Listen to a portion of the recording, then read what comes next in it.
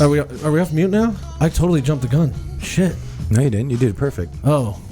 You just rusty. I talked to myself, though, before. Like, I just talked to myself before the mics came on. We're going to start calling you Rusty Griswold. Rusty. I do this once a week, but, you know, it only takes a week to get that rust on there. My name is Wade. You're listening to the Weekly InSalt. I'm joined with my co-host, CD. Hey. And our sound engineer, Kurt. I'm here. Welcome back, CD. Thank you. Sorry, it's been 2 weeks since I've got the chance to say, hey. Yeah, I know. Plenty of time. Don't need to rush into it. And special guest for the last episode of the year of 2022, and Dale McKeel. Sorry, I've cut you.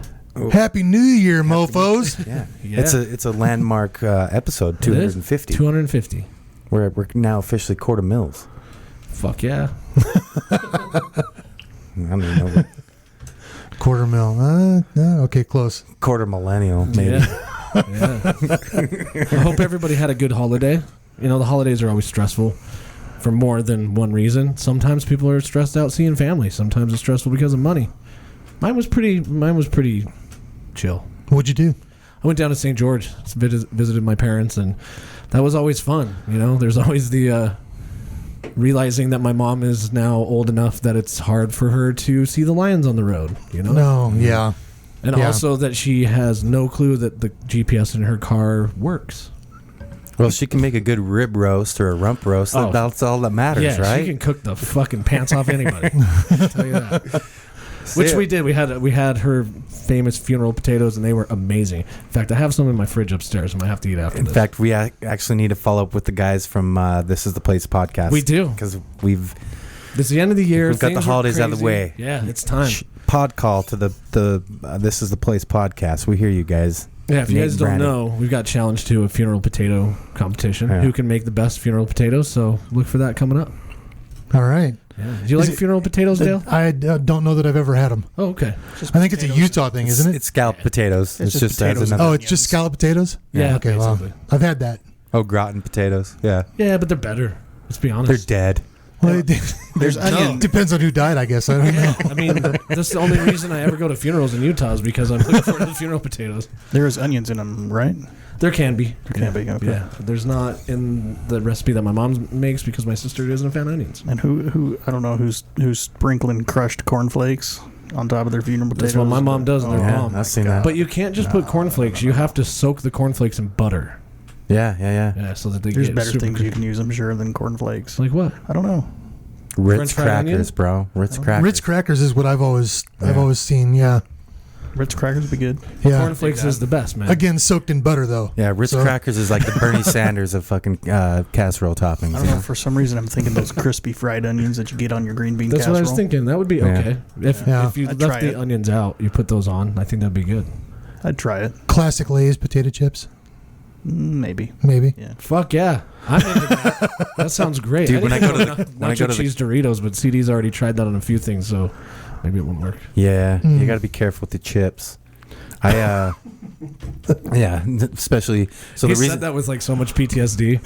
No, it's mad PTSD. The reason why I couldn't make it last week is I was just getting back from Vegas. I would have had to call a cab, Uber, Lyft, whatever, straight from the airport to here.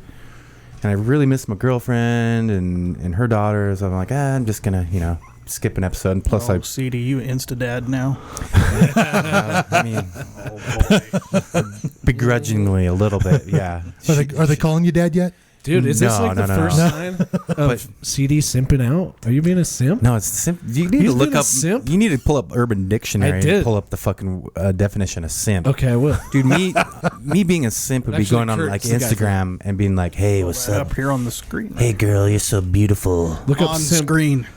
On computer on screen. No, it's just I'm learning. I've been stressed out, and apologies to our listeners if I've seen them. I've been a little wild, My life is mostly boring, but on the weekends, it's the holidays. It's been stressed. I'm sure everyone else and some of our listeners has been stressed.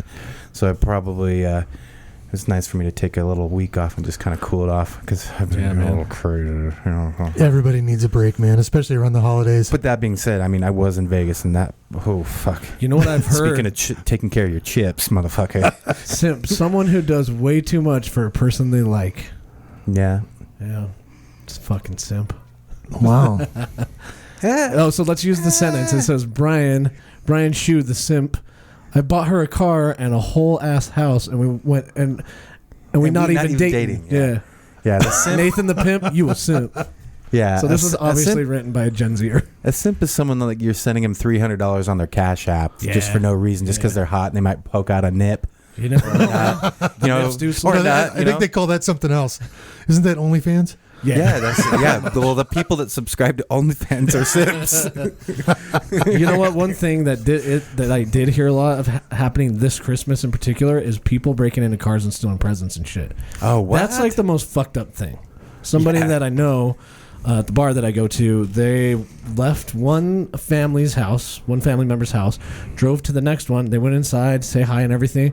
By the time they came back out, their car had been broken into and all of like their nephew's gifts were stolen. Jesus. Like, how fucking much of a dick do you have to be? Yeah, a big one. Yeah. A big one. That's rough, man. But it is the season for people to be jolly and people to also find an opportunity to be take advantage of it. I keep one of those homeless people kits inside of my truck, and so if they want to break in, hey, come on in, bro.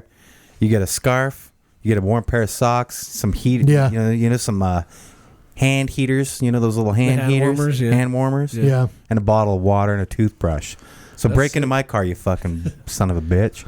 You know, you're just a good guy, man. Yeah. You're just a good guy. No, I keep a couple of those little packs. You know, just if you see someone that looks like they're having a hard time on the side of the road, I'm like, oh shit, here's some dry socks. Maybe they need them, maybe they don't. Who knows? Do you have a family dish that you eat every Christmas, Dale? Not really. I mean, we do lasagna every Christmas. Back home, one of the main plates is my mom's homemade macaroni and cheese. Yeah, that takes like 2 days to make. Wow. And it's one of those things where you scoop it and you go to put it on your plate and the cheese just never ends. It's still connected to the casserole dish. Well, and I haven't been home for Christmas in so long. But my brother, when I was talking to him every year, he's always talking about, I got the macaroni and cheese coming up. It's like he has to mention the macaroni and cheese. I'm like, fuck you, man. Do they put cornflakes or no cornflakes, no cornflakes in this. It's just it's ooey goodness that you feel your arteries harden as you chew it. Yeah, dude, that's the best. Oh yeah, that's the way funeral potatoes are. That's like the more cheese, the better. Yeah. Although I have over cheesed them, and it's just like, oh well, if I just wanted to eat cheese, I could just eat cheese. So you had a good time going back. Did you go? You spend time with family? You had a good Christmas? I didn't go back this year. I pretty much just I went to the movies, and my wife was working all day long, so it was just me home alone with the dogs. Yeah, Home Alone Christmas movie reference. Yeah. Went to the movies, and then I came back and I sat down and drank Peach Crown all day. Sounds great. Nice and mellow. Go ahead. I was going to say, speaking of Christmas movies, to the listener, Dale has been on the show before, but I just want to describe to you what Dale looks like right now. Okay. He's a strong, beautiful man. Don't get me wrong. However, they probably saw the thumbnail too. I tried to convince. Control yourself, baby. I tried to convince my girlfriend that Gremlins 2 was a Christmas movie. I don't know why I had it in my head that Gremlins 2 is a Christmas movie. But you actually look like one of the Gremlins from Gremlins 2 right now. You're like the Mohawk Gremlin. Yeah. All right. He's got the spider legs and shit. I'll take it. We had a long discussion on last episode about what are Christmas movies, like Die Hard Christmas movie. Yeah. Oh yeah. Batman Returns, all that stuff. Yeah. Laura brought a whole list of qualifying. Yeah, she was intense too. It was like I already agree that it's a Christmas movie, and she was making me feel bad for already thinking that. Did anybody mention Castaway? No, but Castaway is a Christmas movie. Castaway is a Christmas movie. That's a good one. I get into arguments with this. It was the whole beginning of the whole beginning of the movie. They're celebrating Christmas. So it was a Christmas movie for like 5 minutes. Before he gets on the plane. Does he come back at Christmas? No. He comes back after the Super Bowl. The reason that I say that it's a Christmas movie, though, is because it was released on December 7th in 2000. And they wanted that connection between the holiday and the movie. It's a Christmas movie. I don't give a shit what anybody says. Well, then 9/11 happened, and that totally fucked everything up. Yeah, that kind of put the damper on a bunch of stuff. Yeah, that wasn't the best thing ever. You know what? That's just random. Just because you said throw that conversation off a cliff. Yeah. You know what? Wile E. Coyote. Being at the end of the year, like I think it's human nature to reflect. on this year. Sure. All the shit that we've done. Sure. Not just the podcast. We'll talk about that later. But think of memories that we really appreciated from this year. And you have one of my favorite memories. You and I together, one of my favorite memories of the entire year. And that's that you called, I think we were at the bar. You might have called me, but you said, hey, man, I'm going to see my movie in the theater. Yeah. The Summering. Yeah. It's called The Summering if you guys want to see one of the movies that Dale's Let's give the listeners a little background on exactly Dale, who you are and what you do. Obviously, you're an actor. I am an actor, yes. I've been doing it a long time. Summering, the movie that we're talking about now, was shot 2 years ago and went to Sundance last year. And since then, it went into theaters, and I invited my buddy Wade to go. Yeah. So and he's been on previous episodes. If you guys want to look back, I know on like Google and other places that it might limit to 100. If you want to go back and find all of our episodes, you can go to weeklyInsult.com and go back and listen to episode 1. Yeah. You can hear the very first episode. I didn't mean to cut you off, but when you said that you went to Dale's movie, you know, he could have been, you know, did you see any of Jeffrey Dahmer's movies? Did you see Dahmer on fucking Netflix? Like, hey, come in and watch my movie. Yeah. I was a little... Dale's wearing the creepy ass, like, rose-colored, like, amber-tinted sunglasses. Tonight I'm a man of action. I was a little bit guarded, but I said yes anyway. And I think that day we had invited a few people to go, but for whatever reason it just worked out. Oh, look at this. Kurt coming in clutch with the TV screen of Dale McKeel's IMDb page. Oh, there we go. That is the less gremlin version of you for show. That is a much less gremlin version. We might have to... Can we play your demo reel in a little bit? No, sure. Okay. Sure. So Dale's like, hey, I had planned to go to Sundance and like be there with you and watch the movie and everything. Yeah, The whole COVID shit happened and that never ended up. So when you said, hey, we're going to go watch The Summering in theaters, you want to go? I said, hell yeah. And it was during work. I took work off to go do it with you. Yeah. And we sat in the really nice seats in the theater and we waited for you to show up in the movie, and you had one part. Yep. But you were kind of the main role in a way. The part that I played Daisy's father in the movie, and Daisy, for anybody that doesn't know the movie, it's along the same lines of Stand By Me, except it's 4 girls, and I play the father of one of the main girls. Yeah. And my character walked out on the family a year prior to, and I show up at a very pivotal part of the movie for her. Yeah. So you play almost like a bit of an antagonist role. Yeah. Spoiler alert. Yeah. I don't know if it's No, is that tough though? Like when people watch your roles, for example, we had an actor on our show. His name's Nathan Stevens, and he was in a movie called The Something Diaries. Anyway, it was a movie where he was like a school shooter, basically. Okay. And he had to walk around during theatrical release and have his name on his face on billboards and everything. And people are like, oh, fuck that guy. You know, he probably didn't get a date for like 6 months. You know, he's on Tinder. Then again, you're still an actor, right? It's strange to see any kind of promotional stuff that's got your picture on it. I was lucky that this didn't happen for this particular film. Mm-hmm. The movie is primarily about the girls, so I'm a secondary character in it. In fact, I think you're the only male character that makes a screen appearance, right? Except for besides the dead body. The dead body. Yeah. I think the only other male in it is I think one of the brothers. Oh yeah, brothers of one of the girls. Yeah. But it's I don't like watching myself. I don't like seeing myself. Sitting here talking to you guys right now, I don't like the sound of my voice. It's just it's one of those things that I do the work and I leave it alone. So it was interesting when Wade went to go with me, because I knew when the scene was coming up. Yeah, you did warn me. I remember. And I did warn him, and I think I probably stared at the floor for the most part. Mm-hmm. I glanced up a couple times just to think, man, I look huge on screen. It's weird. Yeah, and it was really like, it was almost emotional for me, which I wasn't expecting. And it's an emotional part of the movie too, but at the same time, it was like, I've known you, just as friends for a long time, and we've talked about your acting career, what you've been trying to do. There's been a couple times we've tried to book you on the show, and you're like, I'm under NDA. Like, let's wait to see what happens. And then now we're going to your movie, and when I saw you on the screen, I was like, holy shit. Like, that was totally obviously in a movie there's makeup and lighting and all that stuff. Yeah. But Yeah. like, that's fucking Dale. Like, holy shit. Yeah. And it was an emotional part of the movie where you had to show that emotion. Yeah. Explain to the audience what goes into getting ready for a scene like that. Like, Oh, particularly, you're basically crying. We can say, I think, but yeah, it's this kind of goes to what Kurt and I were talking about. There was a point when Kurt asked me a little while back, when you come on the show, man, I want you to know some lines, get into character and perform. And I don't know. and it's one of those things where it's not, if it's that easy for you, my hat's off to you. If it's that easy for you and you're good at it, then so be it.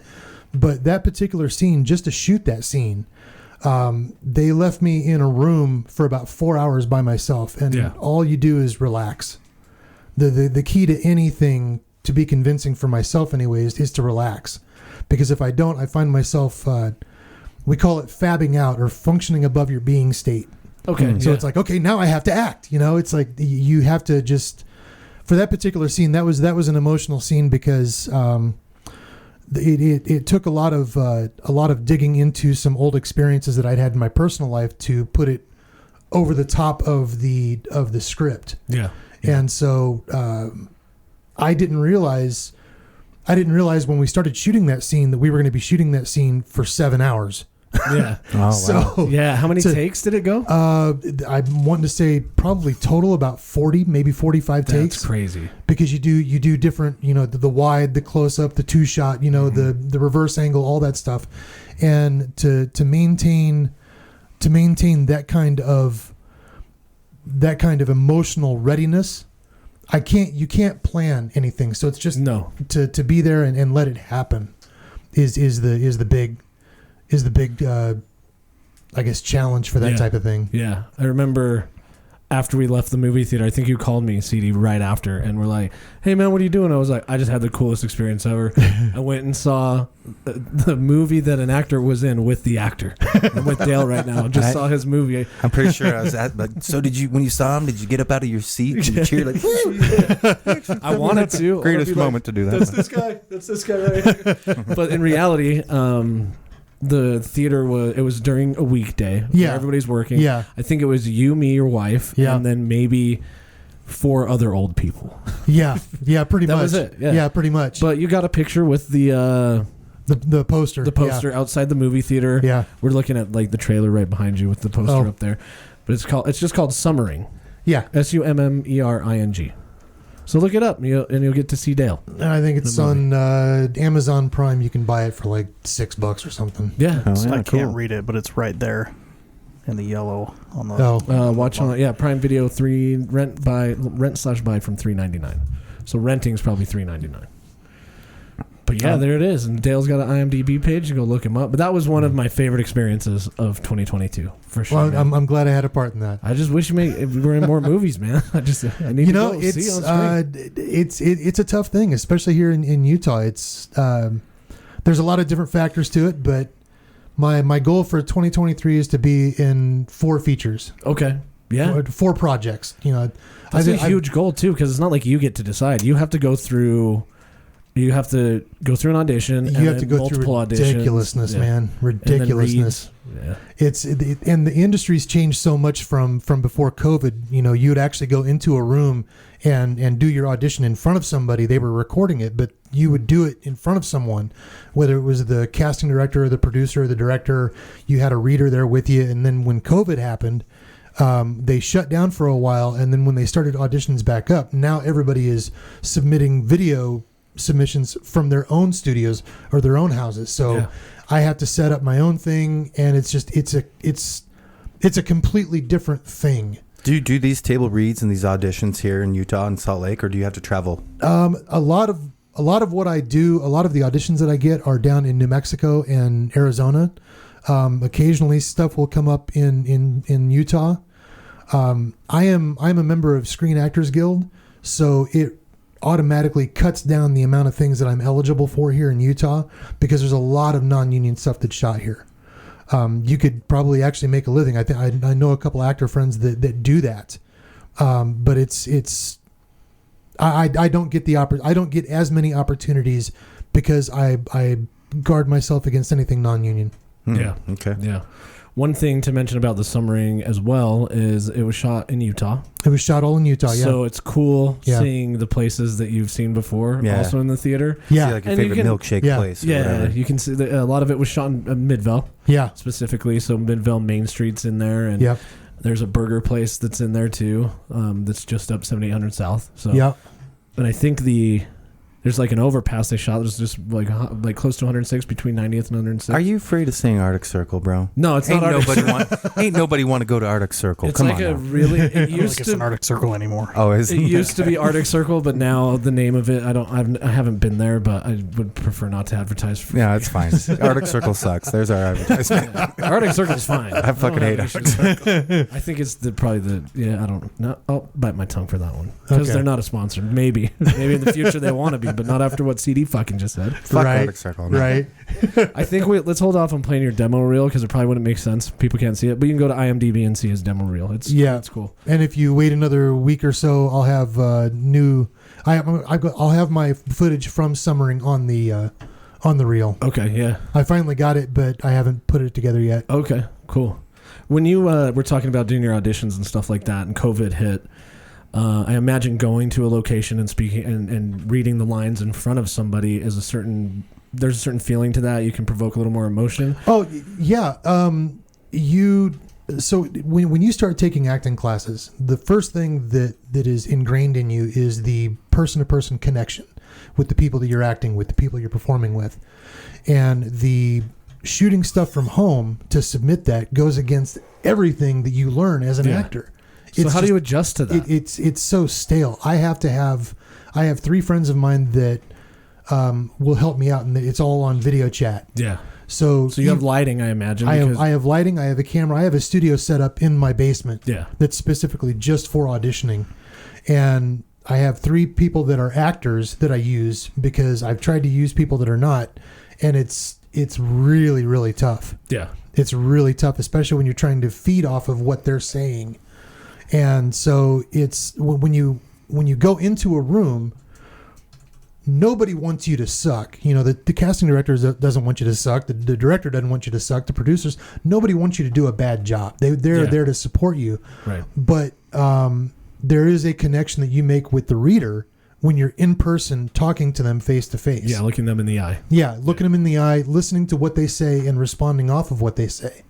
And so to do it from home, it's Game changer, right? It's a game changer, and I realize that I have to learn to love it, but I'm not there yet. Yeah. I'm not there yet. That would be tough. I can't imagine, like doing a job interview and it's just over a Zoom call. That's like the normal now. Yeah. When you're in person, you can, you see more body language. You see maybe they're nervous, so their foot's wiggling or something. Yeah.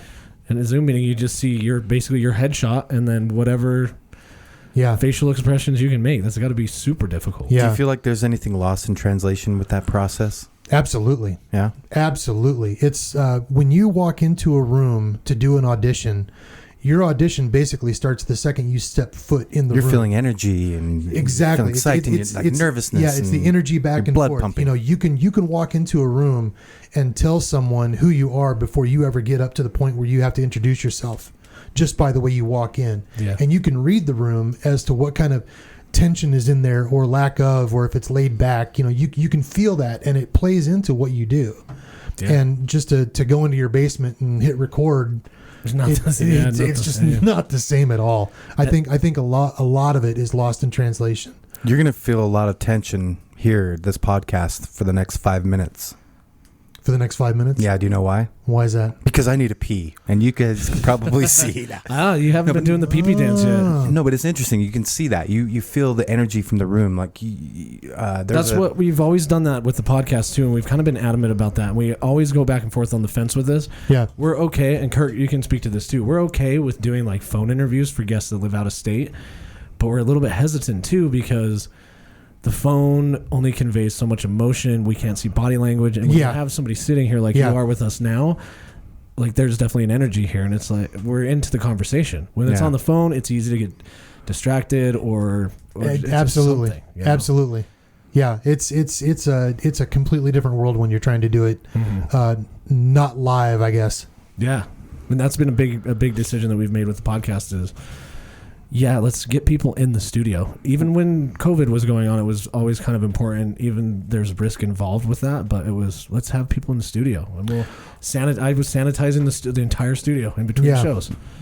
Well, and one more thing on the audition piece is too, it when you're in the room and you have made your choices as an actor and you perform the scene.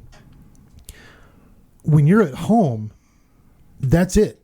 You record, you do your stuff, you hit stop, you edit it out, and you send it out. There's no take two. But when you're in the room, and this happens more times than people realize, when you're in the room, the casting director or whoever is watching you can say, you know what, that's great. But I think the character's a little more angry than that, or he's a little more sullen than that. You know, he gives you an adjustment. You can make the adjustment and show to them right there that you can make that adjustment.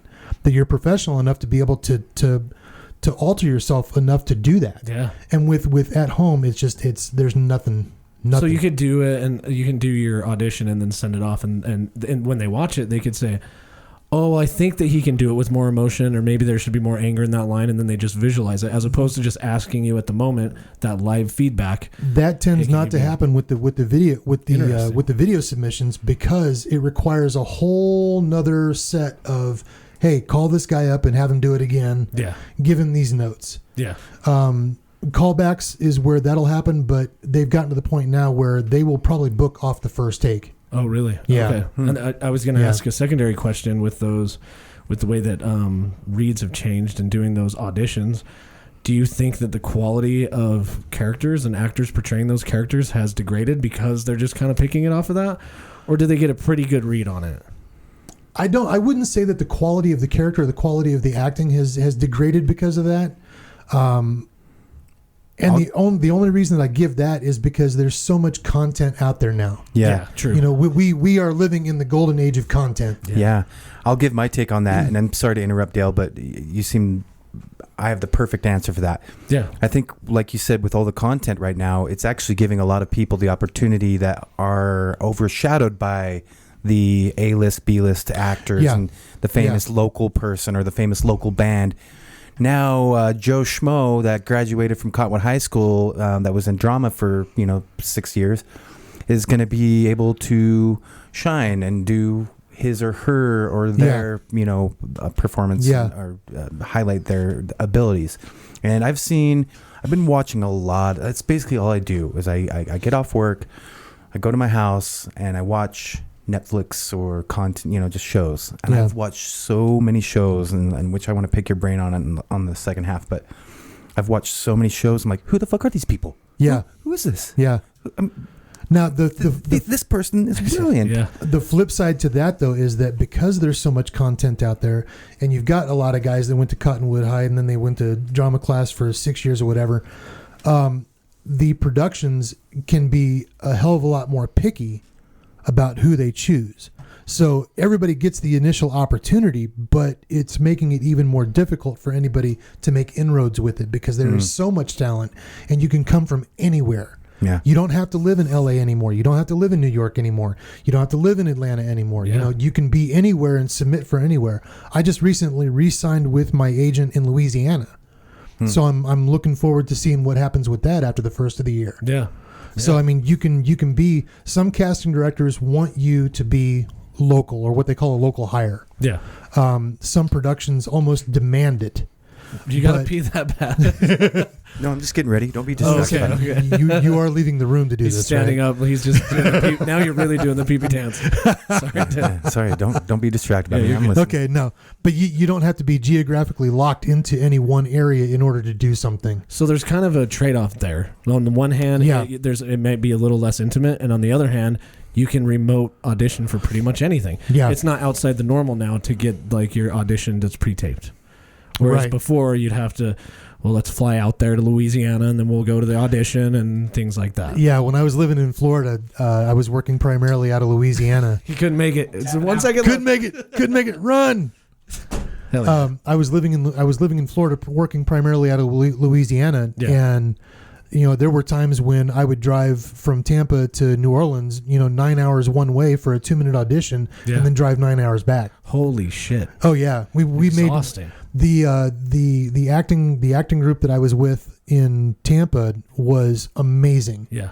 We all had agents in Louisiana. And I think I said Louisiana. In Florida, they were amazing. It was the Performer Studio Workshop in Florida. And we would carpool. Everybody would drive up there, do our auditions, and everybody would drive back. It was 9 hours to New Orleans and 14 hours to Shreveport, and we were constantly doing that. Wow. That's crazy. But Road, I mean, it makes Road Warrior actors, man. It makes sense to all go together. Yeah. Hey, everybody stay tuned. We've got some stuff to talk about on the second half about the podcast, the future of that, what we've done over the last year. And, of course, we'll be back with more Dale McKeel. Yeah.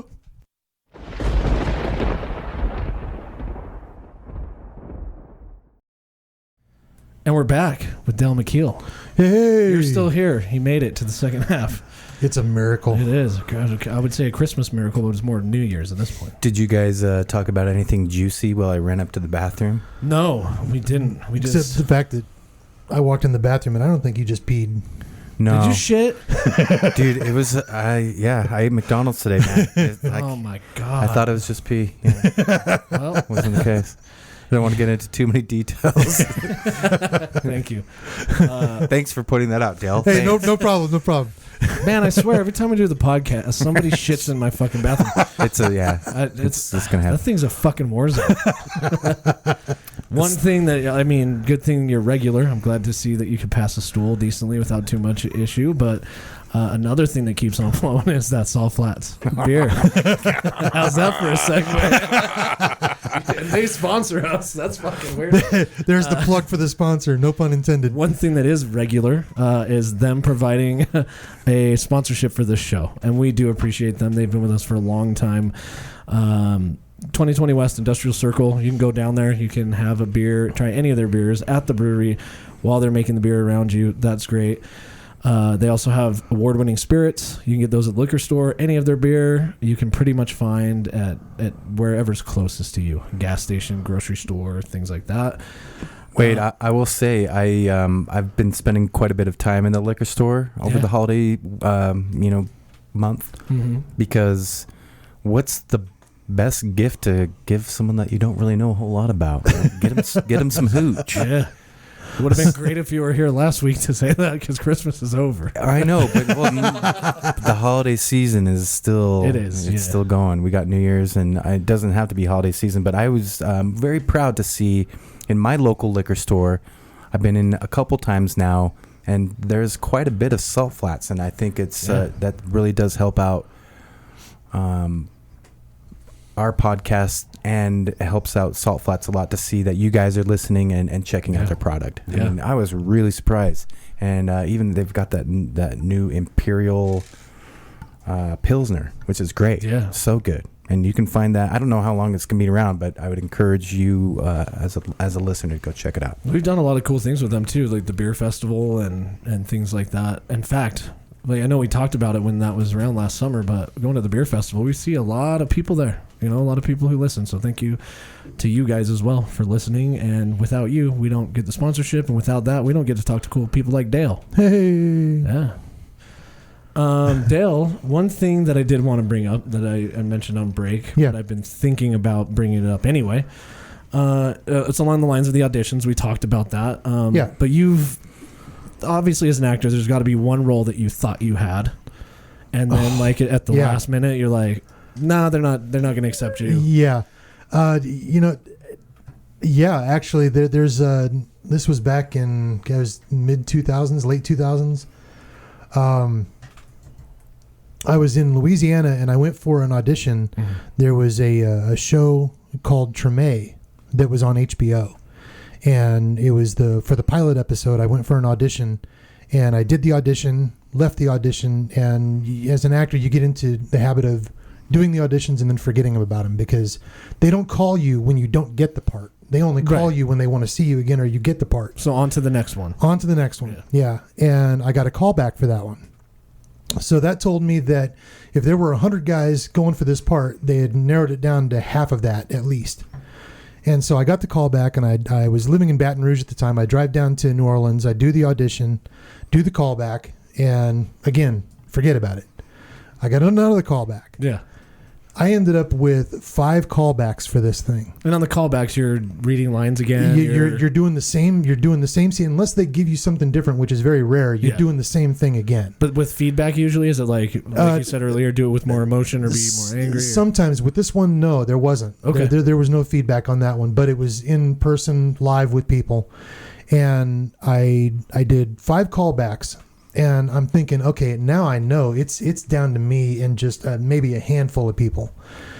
And I went in for the 4th callback, and it was in a different place. And I walk in, and instead of just the reader with me in the room, now there's about 10 people in the room. And I'm like, okay, well, they introduced themselves. It was the HBO executives that were in the room. Yeah. And it's a little different atmosphere. I did the callback, and I left. And I got the 5th call back. And when I went down to the same place, now there's like 30 people in the room. Oh.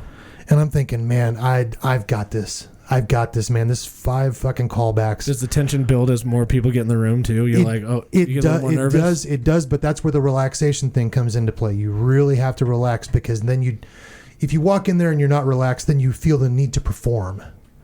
And it's like not genuine then, right? It's completely not genuine. Yeah. I've got a question. Yeah. Just to push on that. Sure. I can't remember the name of the actress. She played the housekeeper in 2.5 Men. I think her name's Conchita. What's her, the redhead?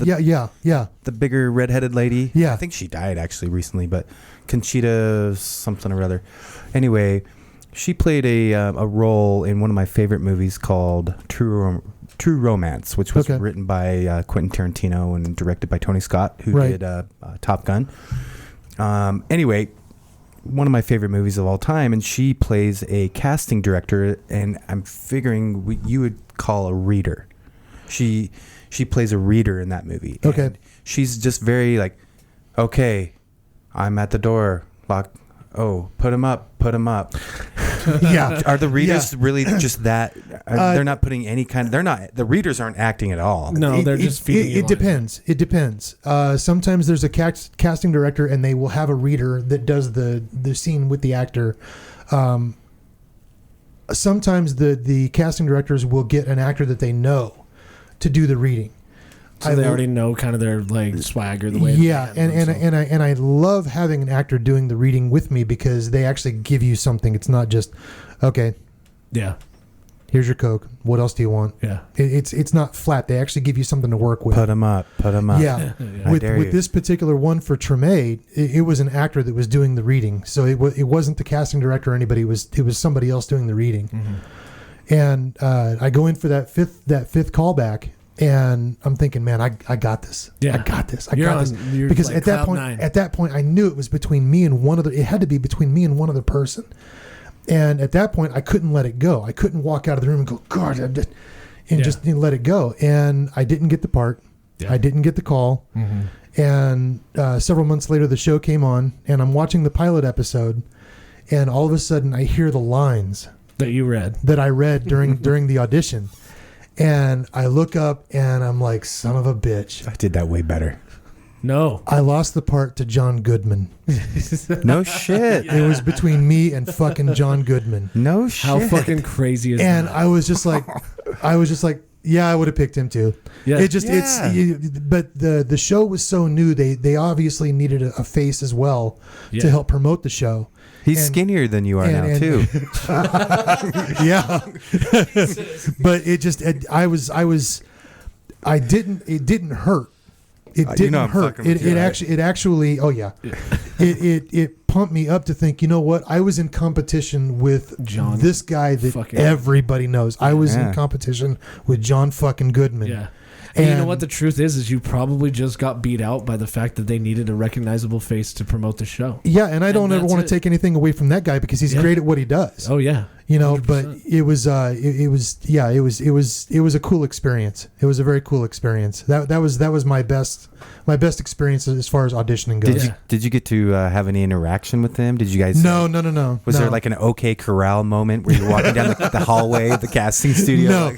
No, because I guarantee you they didn't have him in it any time that anybody else was in. Oh yeah, I'm sure. Yeah, so it was that was really cool. That was a great experience. That's such an awesome story because it has so many ups and downs, and at the end you're like, this is the actor, and it's like you can't argue with it. Yeah, you can't argue. You can't be mad with it. You're watching it on TV, which I mean, I'm sure the listeners would like to ask this question. You kind of answered it, but is it weird when you watch the TV shows that you auditioned for and you hear the lines that you read played by somebody? You're like, oh yeah, I remember that. You know what's funny is that there have been more times than not that I've been in the theater watching a movie, and I don't even remember auditioning for it until I hear the lines. And then it's like, oh shit, I auditioned for this. And then you see who they pick and you go, okay. You know, I also, at one point, I also lost a role to Danny Trejo. Oh yeah, I've heard one of the nicest people. Yeah, you need to get more Mexican and more tattoos there to get that role. They obviously either were in discussion with him or they decided, well, it's Danny fucking Trejo. Why wouldn't you take him? Right. You know, so that's interesting. Yeah. You bring up Danny Trejo, and then we were talking about a movie earlier with Anthony Hopkins, where he plays the person that's got dementia. Oh, My Father. My Father. Yeah, Danny. The Father. That was before the show. Yeah. So, but just the way my weird mind works, hearing you talk about Danny Trejo and Anthony Hopkins in the same hour that we've been hanging out, those two guys have very long reigns of sobriety. Those guys, between Danny Trejo and Anthony Hopkins, I think they got like 50-something years of sobriety. Yeah. And who would have ever thought that a crazy guy like 40 Roses Danny Trejo and then probably one of the most brilliant actors of all time, Anthony Hopkins, are, you know. Yeah. Sometimes I feel like I need to pop down a couple of these P1 Pilsners just to even crack a joke sometimes, you know. Fuck. Those guys are just brilliant. Yeah. Yeah. Without, you know, drugs and alcohol, which obviously is a very prominent thing in Hollywood and movie making. And it is. And it's there's a very seedy underbelly of the Hollywood business. It really is, and it's very easy to get tied up into that stuff. And I've been fortunate enough not to have gotten sucked into any of it, but I do know people that have. Yeah. And it's, you know, some of the most talented people that I've ever worked with have ended up down that road, and it's sad to watch. Yeah. I mean, I obviously drink alcohol, but there's a lot of times where I'm like, oh man, I might need like a beer or something to take the edge off when I get nervous. You know? It's like, calm down a little bit. You don't need to be nervous about that. But it is like you said, it's a very good quality of people like that shows their professionalism to be, hey, I don't need that. I'll calm down on my own, or I'll deal with the way that I feel. Yeah. You know, to do that. Yeah. And I can't imagine doing 40 takes in front of a production crew like you did for Summering. You know, what's funny about that experience is that I don't remember a lot of it. Oh yeah, you did tell me this. You kind of just went into work mode, and you don't remember. I got into character. I got into the emotional state that I needed to be in, and once I felt that I was good there, I stayed there. I didn't talk to anybody. I don't remember a lot of the shoot. I remember. So when they said cut, like you shot your scene and the director said cut. Let's reset. In between that, like people just knew to leave you alone. They learned. They learned. I walk in the front door of a house to enter the scene, and I'm coming in out of a rainstorm. So every time they would say cut, I would have to go back outside. And there were two production assistants who were awesome. I wish I could remember their names, but they would douse me with water. Yeah. And they tried to talk to me the first couple of takes, and then they realized that I wasn't talking back because I had to be focused. So I'm standing there trying to maintain my mental focus while being squirted in the face with water bottles and having water dumped on me. Yeah. And one of them even said afterwards, man, you went into full method mode. Yeah. And it's for that type of a scene, you kind of had to. Yeah. I had to. I couldn't go outside and just joke around with people and then have them say action and then just walk right back in and be where I needed to be. It wasn't going to happen. I think that's a huge misconception with people. I think it's maybe highlighted in standard media, you know, watching YouTube and shit like that, that as soon as somebody says cut, you're just back to normal. You joke around, you laugh or whatever. Yeah. and then as soon as it's action, you're all in character again. Some people can do it. Tell that to Jake Gyllenhaal and Heath Ledger. Yeah, exactly. Yeah, some people can do it. I cannot. Yeah, I cannot. And I think that's what kind of separates not necessarily a good actor from a bad actor, because I think that all actors have their own methods of doing shit. Sure. But when you want to make something appear genuine on screen, in The Summering, you guys just watch the show, watch Dale's part that he has in that. It's convincing, man. I think I remember being like, I almost cried. I was like, wow, man, what the fuck? And then I was like, that was you? And I've done my I job. didn't believe that was you. Then I've done my job. Yeah. It's like, I've seen you at the bar, and it's always like, what up, Dale? Like, hey, can you sign the back of your fucking business card for me? Because when you're famous, I've got one of two. You know? And then I see you on the screen, and it's just really cool to see that. Yep, and nobody would ever recognize me. Yeah. So in that particular one. I love hearing about your stories and the different roles that you've auditioned for, and hearing John Goodman whoop the living shit out of you on winning that role. But I'm wondering if there's anything that you're excited about that's coming out now or that's about to come out, as far as being an actor. I would assume that you're a cinephile? Absolutely. So am I saying that word right? Yeah. Cinephile? Yeah. What's on your radar right now? Because as I mentioned earlier, I'm Monday through Friday, I'm just watching hella Amazon, hella Netflix. What he's trying to say is he just Hulu. needs you to tell him shit to watch. Yeah, what's on your radar, dude? I'm watching Yellow Jackets right now, and my mind is blown. Oh yeah, I watched that series. That's really, really good. Yeah, It's so it fucking good, takes bro. you in so many different directions. Yeah, it's got that like Lord of the Flies feeling. That you read this book when you were a little kid, like Lord of the Flies. Piggy, or what was his name? Henry Piggy, whatever. The pig, the Piggy character. But then, by the way, not complete yet, so I'm not going to throw out spoilers or anything. But then you have the idea of the Alive. I just have no idea what you're talking about, by the way. I don't know if this show Yellow It's a show. Jackets. So just to give a premise without spoiling anything, please. there was a movie that came out, I believe, in 1994 called Alive, and it was based on a true story of the Argentinian or something soccer team or rugby team that crashed in the Andes Mountains in South America, and they had to resort to staying alive for a long amount of time. So a survival situation. Multiple months, and that included having to resort to cannibalism. So now Yellow Jackets is a show on Showtime where it's basically the same premise, except it's a young women's high school soccer team. Okay. And I haven't gotten that far, and I don't want to spoil anything, but it's definitely got those same undertones of, like creepy airplane crash. There's a little bit of lost stuff. There's some supernatural shit. Okay, that brings me up. I hadn't even heard of this. And then there's also some that famous book by the author escapes me, but Lord of the Flies. Yeah, where you see the hierarchy of the cool kids going to be, the tribe leaders, and the not cool kids turn out to be these really kind of like crafty, a lot of good character dynamics. And it takes you in a lot of different directions. That's cool. Yeah, but if you get the chance, you got to check that one out. That one's good. So what other good ones are you thinking of? Sorry, did we switch off topic? Was there more that you had to add? No, I just want to see what's on Dale's radar. There's like any shows or movies that you've enjoyed recently, or stuff that I've enjoyed recently. Fableman. I've seen the Fablemans twice. Yeah, I haven't seen it yet, and you literally just talking to Dale about that movie makes me want to go see it. It's fantastic, man, because it's one of those things. It's obviously a bioflick basically about Steven Spielberg growing up, and you see where he got his initial draw into the camera, using the camera to film stuff. Yeah.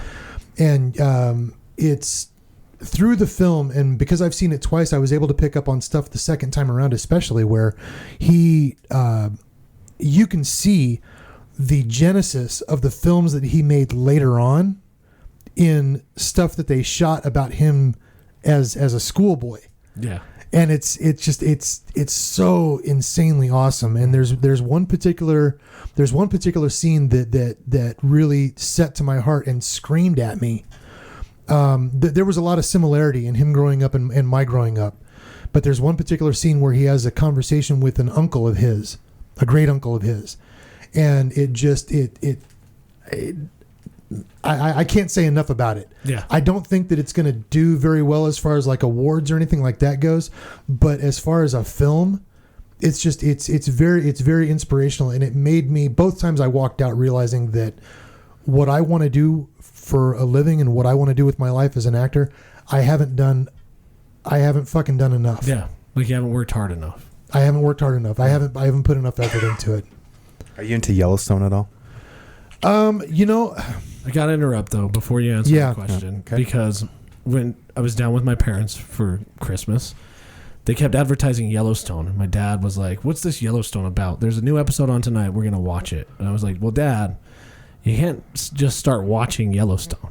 Like at any given episode. Yeah. You have to watch from the beginning because they're into things like NCIS. Like, the shows where like standalone, one episode, the complete thing happens. And Yeah. it's Right. very predictable. Yeah. So They murder love she that wrote. shit. Yeah. Yeah. Like, oh, what? Somebody's dead? And like my parents are always surprised somebody died in the beginning. Right. And then they're like, what? That guy did a plot twist? Yeah, Yellowstone Shit. is not like that Yeah. at all. And I was like, Dad, you got to watch from the beginning. How do you pitch a show like that to people who like, maybe NCIS? I tried. You can't. If they're into stuff like NCIS, it's not going to happen. They're for a lost Yellowstone. cause. As far as my fandage of Yellowstone, I guess I am a fan of the first few seasons, and this season, I understand that you can't have blockbuster shit happening all the time. Me personally, between Yellowstone 1883 and now 1923 that's come out with Harrison Ford and Ellen whatever Helen Mirren. Helen Mirren, yeah. Personally, I'm cowboyed out. Okay. I'm cowboyed out. There were some things that happened in the second to last episode of Yellowstone that really kind of turned me off, and I honestly don't know if I'll finish this season. Interesting. It's a great show, but you can almost tell like maybe they're trying to figure out where to go with it, and the whole thing is kind of in a limbo. That's just my personal opinion of it. My middle name is my name is CD Emilio Estevez Reddish, bro. Like I'm still living in like Young Guns 1992. I love cowboy shit, bro. I don't. You know what I've noticed about a lot of TV series like that, though? I haven't watched Yellowstone. I tried watching Game of Thrones, and it's hard for me to pick up those series that take like 2 or 3 episodes to introduce everything. Yeah. Those are usually the ones that are the best. Yeah. Really. Yeah. People are like, Yeah. dude, I'm so invested in the show. But it's so hard for me to sit through the 3 episode introduction. You've Before, got to sit through the slow burn before you get to the fire. Yeah, and I think the cool thing about Breaking Bad was like that in a lot of ways, but there was also like some foreshadowing that was thrown into the beginning episodes. So it wasn't just like introduction, which I think was good. Yeah. But like Game of Thrones, me, CD, that was so hard for me to get into. Yeah. And it's like investing an hour in one episode of introduction, and then you get into the next one, you're like, nothing's fucking happening. But that's the problem. That what makes shows like Game of Thrones or maybe Breaking Bad or Lost so overwhelming. Or Sons of Anarchy, some of these great shows that had multiple seasons. Walking Dead is a good example. They just wrapped had their finale of the 11th season. Dale he just accidentally shot himself with his finger gun. Finger guns. But these shows, you invest, not just an hour of your day or an hour of your week. You're investing literally years of your life into these shows. Well, and that's the thing too, is that with the shows that are slow burns, you have to be able to either relate or care about a character very quickly in order to maintain any kind of interest in it. Yeah, you're right. And there's times when I'm a cinephile. I watch everything that I possibly can, but there have been times when I've just shut shit off because 45 minutes into an hour and a half movie, I don't give a fuck about anybody in it. I'm like, I'm not wasting the rest of my time on this. And that's how I felt about that Michelle Yeoh movie. It was just tough. It was tough getting through. Right? See, I was enamored. That was Everything Everywhere All at Once, for anybody that's asking about that one. That one was so off the wall that if you haven't seen it, you're going to sit there and the one phrase that's going to jump into your head the most times is, what the fuck am I watching? Yeah. But Don't that's smoke what too much weed before you watch that show. Oh, By the way. yeah. That's what made it so interesting for me. And I'm telling you right now, Is it like a Jojo Rabbit type of thing? It's where you're like, a lot more complicated. Oh, it's a lot more complicated than Jojo Rabbit, but it's I I said it earlier. That's my dark horse for sweeping up some Oscars this year. You did say that. Yeah. One thing that I've noticed too is with all of the ways we can consume content now and watch productions by, like, Netflix is basically its own studio now. You've got Hulu doing its own shit. They're starting to remake a lot of video games, and like the most recent one that they did is The Last of Us, which I don't know. The jury's out. Have you seen anything about The Last of Us? I haven't seen that.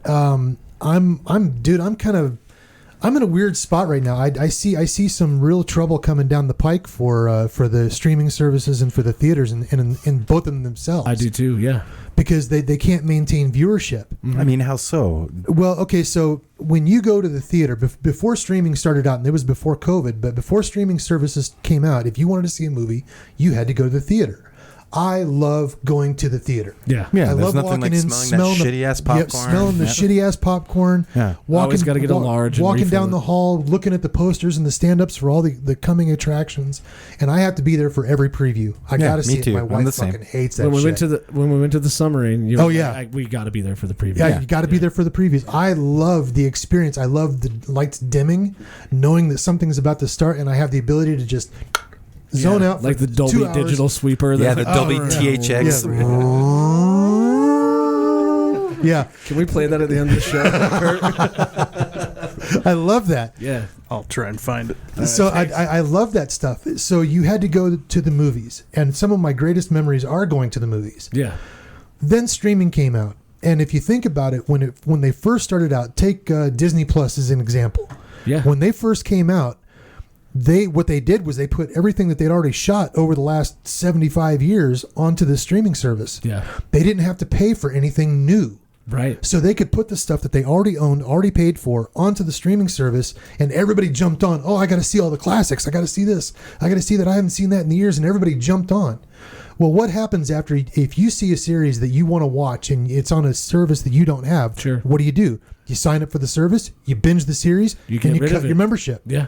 Okay, so because it's non-contractual, it's month to month. Exactly. You can cut whenever. When they started seeing the viewership going down, now they have to start creating shit. Yeah. Mm-hmm. Netflix started out as the delivery service for DVDs at home. Yeah. And when they went to streaming, they were putting movies up that are already been made. They had to pay royalties for it, but they didn't have to produce anything new. Mm-hmm. Well, then everybody gets to the point now where all of a sudden they got to start making new shit. There's only so many times you can watch Tango and Cash. I'm telling you, man, FUBAR. Dude, I love like FUBAR big time, or The Fifth Element, but I went and saw The Fifth Element in the theater when they did like the anniversary thing. It was like the 20-something anniversary. Yeah. I went and saw it. And it was awesome. Yeah. But if they were playing it today, I'm not going to go back and watch it again. Right. You know. Well, there's that drop off on a streaming. So you got Netflix that opens up. They buy a great big plot of land down in New Mexico, and old studios down there. They renovate those and start making their own stuff. But now you have production cost. Yeah. You have production cost, you have crew cost, you have cast cost, you have location cost, you have all kinds of stuff. So now you have a streaming company becoming a production company. You have the streaming company that's becoming a production company, and the last thing they want to do is raise their rates on anybody, but you're going to have to if you want that business model to succeed. And now they're even buckling down on not only that, but you can't stream from other places. Yes. You can't give away your password to your girlfriend or your roommate. I kind of get that, but at the same time, you're never going to cover the cost of new production, the amount that they're putting out, by getting upset over somebody giving their password to somebody. It's a bad business model to begin with. It's a bad business model. They're going to sign up for your platform. They're going to watch what they want to watch. Then they're going to cancel it. Yeah. Or they're going to share their password so somebody else can watch it. But either way, you're losing money on the fact that you have to produce new shit to bring people on the platform while you're hemorrhaging money with people canceling. So now you have those two things coming to a point. You have the theater system that has been going downhill, especially when they got hit by COVID and shut down. Yeah. You've got the theaters that don't make anything off the movies that they show. That's why you have so many different options now for concessions. That's where they make their money from. Yeah. That's why a large popcorn is like $10 Well, even if you go to for somewhere like the Jordan Commons or Yeah. Jordan Yeah. Landing, Yeah. you can get a burger or Pizza dude. or Back in the something day, else. Yeah. when we were going to the movie theaters, when Kurt and I, Popcorn and candy. yep, Yeah. you got popcorn, candy, and a soda. That was Yep, it. Sure. that was it. Yeah. And it was cost $5. Yeah. Yeah, you didn't load Which up. back then was a fucking Oh God. You didn't get $10 7-Eleven Wildly nachos. expensive. And load them up with all that bullshit. No, not Yeah. at all. Not at Yeah. all. But you look at that and like, I don't know that this is what they made, but I'm going to use as an example. Top Gun Maverick. Yeah. That movie got put on the shelf for 2.5 years because they refused to put it on streaming services. Yeah. And if you've seen the movie, you understand why they Yeah. didn't put it on streaming services. Now streaming on That Paramount is Plus, I hear. now it is. Yeah. But that is a movie theater movie. And you know absolutely. what? In fact, I think we all saw that together. We did, and you know what? I would say if you can still go see it in a theater, I don't know if you can. You should. You Yeah. have to. That was Absolutely. one of those like practical effects movies Oh where my if you God, didn't see it yeah. in a theater, you are doing yourself a disservice. Yeah. But when for that sure. movie was first released, if you have a $10 ticket, which is cheap, $14 normally, give or Yeah. take, 50% of that when most movies have agreements where the first month or 2 months they get a certain amount of the ticket take, Yeah. and then once that time period passes, the movie theater starts getting more of the take and the studios get less. Yeah. But there's fewer people going to see it at this point. So the percentage of profit or the percentage of money you're getting from it is shifting. Yeah. So the theater systems are still losing their ass. Mm-hmm. They're still losing their ass. I'm surprised they didn't die with COVID. A lot more of them. So some of them it's going to be a really, really weird thing to see what happens with the streaming services and with the theater system, because the theater system, this is my prediction. Okay. I believe that a company like Disney may be the first to do it. They probably have the biggest pocketbook to do it. I think that Disney is going to buy out a sorely hurting theater chain, Okay. whichever it may be. Who knows? AMC, I Regal. know where whatever. you're going. Do we want to Okay. put this out on the internet to the world? I don't know. Because I think it's a very viable plan. But continue. But they're going to buy out a theater chain, and they are going to make the theater going experience almost like a theme park, Okay. and make it have it being more interactive than you've ever seen it before. That's my thought. You know what? I don't see any other way out of where they're going now. Bringing that up, I could see some of the streaming services like Disney Plus. We've used that as an example. Yeah. Buying a theater that's going out of business. They're going bankrupt anyway. Yep. Cash out while they can, right? Yep. So they do. And then Disney says, go to a Disney theater near you to see this particular thing. So they've always got the classics going on at that theater, right? Sure. You can go and see the shows that people are going to watch during the holidays. Like, Sure. You've got like The Wizard of Oz. You've got all this other shit that people will always want to watch. And then when their new stuff comes out, it comes out in their own theater anyway. That Yeah. makes perfect sense. Yeah. It's going to be really interesting to see what happens in the evolution of that. Which, if we look back, speaking of, being a new year and everything like that, we look back and we talk about, man, cable. It was such bullshit. If only we could do like an a la carte, watch what you want when you want to watch it. And now we're here. Pay for all of this fucking bullshit.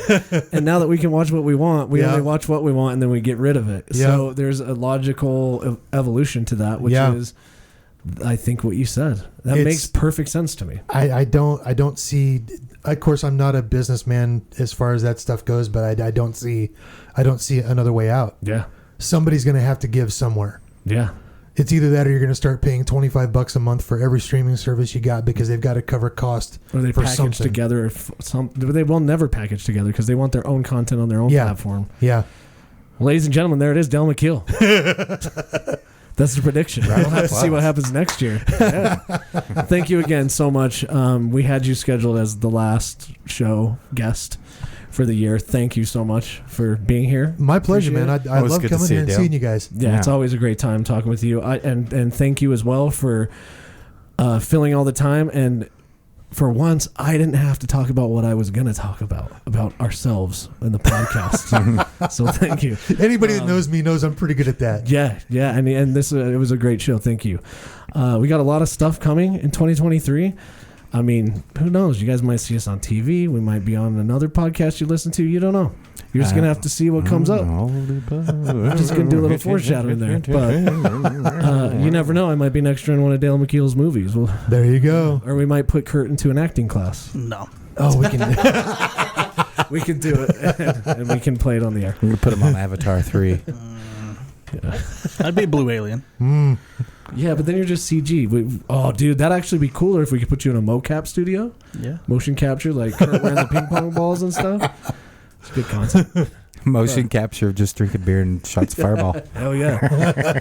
I hope everybody has a happy new year. Do your celebrations. Be safe out there. And we'll catch you next year.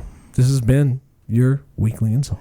For the whole year of 2022. Sheesh. Holy cow. Done. I can't believe it's over. Maybe next year I can retire. That sounds like a Barbara Streisand song. I can't believe it's over. I don't even know Barbara Streisand. Who the hell is that? Kurt, you should play the THX thing and then snap your fingers when we come in the door.